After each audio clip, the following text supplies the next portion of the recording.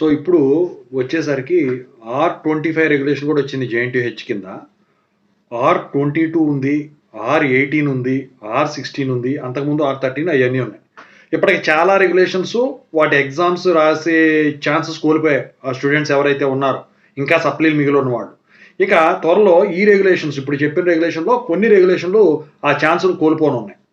మరి ఆ తర్వాత చేయాల్సిన పనులు ఏంటి, మరి ఎలా రాసుకోవాలి, సో దీని గురించి అడుగుతా ఉన్నారు. సో దీని గురించి చెప్పబోయే ముందు అయితే ఇంతవరకు ఈ ఛానల్ సబ్స్క్రైబ్ చేసుకున్న వాళ్ళు సబ్స్క్రైబ్ చేసుకొని ఈ వీడియోని లైక్ చేసి షేర్ చేయండి. మీకు డౌట్స్ ఉంటే కాల్ బిఫోర్ ద్వారా కాల్ చేయండి. ఈ వీడియోకి ఒక హైప్ ఇవ్వండి.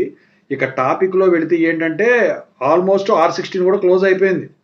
ఇక నాకు తెలిసి అయితే ఛాన్సెస్ మ్యాక్సిమం ఉండవు.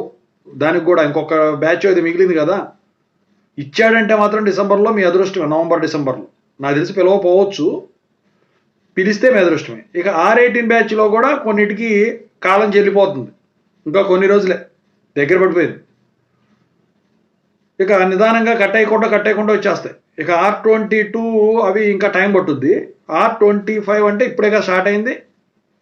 సో ఇప్పుడు ఈ ఛాన్సులు అయిపోయిన తర్వాత ఏం చేయాలంటే, మీరు కాలేజీలో రాయటానికి ఉండదు, కాలేజీలో అప్లై చేయొచ్చు ఎగ్జామ్స్కి. అది నోటిఫికేషన్ పడినప్పుడు. ఏ నోటిఫికేషన్ పడినప్పుడు? స్పెషల్ సప్లీ నోటిఫికేషన్ పడినప్పుడు. సో స్పెషల్ సప్లీ ఎక్కడ రాయాల్సి ఉంటుంది? యూనివర్సిటీ పోయి రాయాల్సి ఉంటుంది. ఇంతకుముందు బయట పెట్టేవాళ్ళే కానీ ఇప్పుడు యూనివర్సిటీలోనే కండక్ట్ చేస్తున్నారు. మరి యూనివర్సిటీలో అయితే మన మిగిలిపోయినాయి అని చెప్పేసి పాస్ చేస్తారా అంటే అదే ఉండదు. మళ్ళీ అది వేరే. పాత బ్యాచ్ వాళ్ళకేమో CBT ఎగ్జామ్స్ పెడతారు, బాగా ఎక్కువ మంది ఉంటే, ఇంటర్నల్స్ లేవు అనుకుంటే. మిగతా వాళ్ళకి వచ్చేసరికి ఏంటి పరిస్థితి అంటే, అదే మిడ్ ఇంటర్నల్స్, అదే క్వశ్చన్ పేపర్ ప్యాటర్ను, అదే ఎగ్జామ్ టైప్ సిలబస్సు, అదే ఎగ్జామ్ ప్యాటర్ను అన్నీ యూనివర్సిటీలో CC కెమెరాల ఆధ్వర్యంలో రాయాల్సి ఉంటుంది.